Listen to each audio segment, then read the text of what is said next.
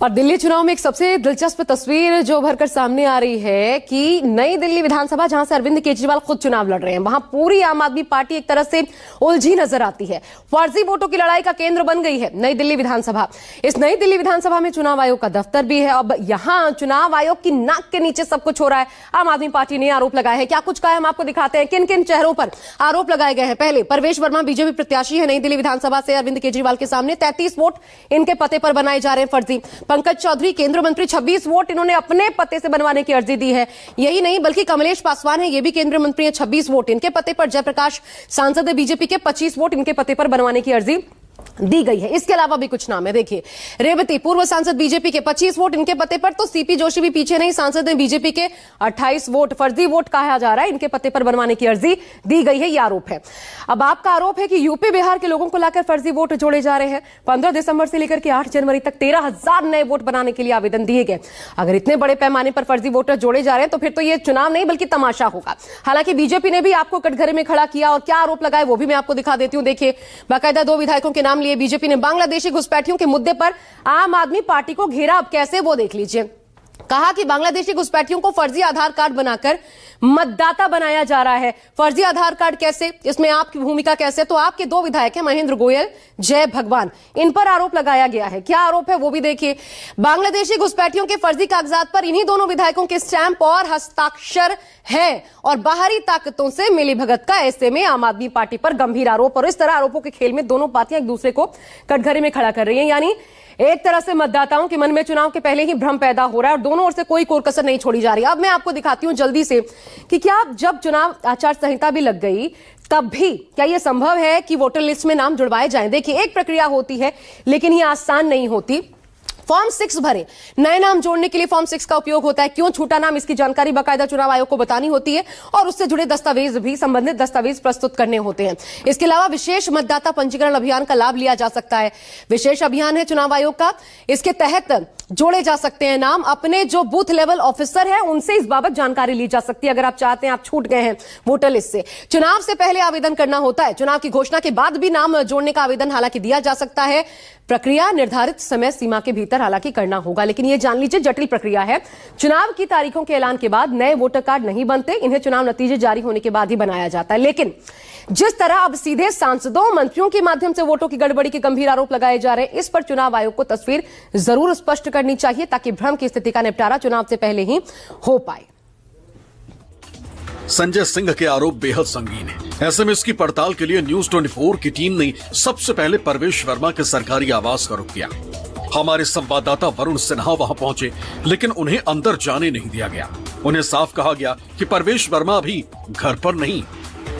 हम लोग परवेश वर्मा के घर पहुंचे। परवेश वर्मा के घर में हमने जानने की कोशिश की कि आखिर जो वोट उनके घर में बने हुए हैं वो किसके नाम पर हैं, क्यों बने हुए हैं। एक घर में क्या 28 लोग रह सकते हैं, और रहते भी हैं तो वो कौन लोग हैं, ये जानने का हम प्रयास कर रहे थे। लेकिन हमको अंदर जाने की परमिशन नहीं दी गई और हमसे कहा गया कि अभी घर पे नहीं है परवेश वर्मा, जब वो आएंगे तब आप यहाँ पर आइए और उनसे बातचीत करें। लेकिन हाँ, ये ज़रूर है, स्पष्ट है कि ये सवाल ज़रूर उठता है कि आखिर एक कोठी के अंदर 28 लोगों का स्टाफ या वहाँ पर उनके वोटर्स की संख्या कैसे बन रही है, क्या हो रहे हैं हालात, इस पर लगातार हम जांचने की कोशिश कर रहे हैं। परवेश वर्मा के आवास के बाद हमारी टीम ने रुख किया BR कैंप का, जहां एक मकान जिसका पता है S210/108। वहां जब हमारी टीम पहुंची तो इस पते पर 3 लोगों के ही नाम वोटर लिस्ट में जुड़े होने का दावा किया गया। इस मकान में एक महिला, एक पुरुष, उनके बच्चे और उनकी मां ही रहती। उन्होंने 22 लोगों के यहाँ रहने की बात को सिरे से खारिज कर दिया। हम लोग पहुंचे हैं S210/108 और ये 108 नंबर है। इसमें जो लोगों से मैंने बात करी उन्होंने कहा कि हमारे यहाँ 22 लोग नहीं रहते, हम 3 या 4 लोग रहते हैं मुश्किल से। और जो भी बातें कही जा रही हैं गलत बात है। इस घर में छोटा सा घर है, अब आप खुद सोचिए कि इस छोटे से घर में 22 लोग कैसे रह सकते हैं। तो कितने लोग रहते हैं इसमें, लगभग 3 या 4 वोटर्स जो वोट डालने वाले लोग हैं, कितने? बस 3 ही है। ये बात है 22 लोग रहते हैं, 22 तो नहीं रहते ना? नहीं, 22 लोग नहीं रहते। 22 नहीं रहते, बस आप रहती हैं, आपके पति रहते हैं। हाँ, और आपके बच्चे हैं, बस बच्चे रहती हैं। और दादी, अम्मा जी, दादी। तो टोटल 3 साल से लगभग रह रहे होंगे आप लोग?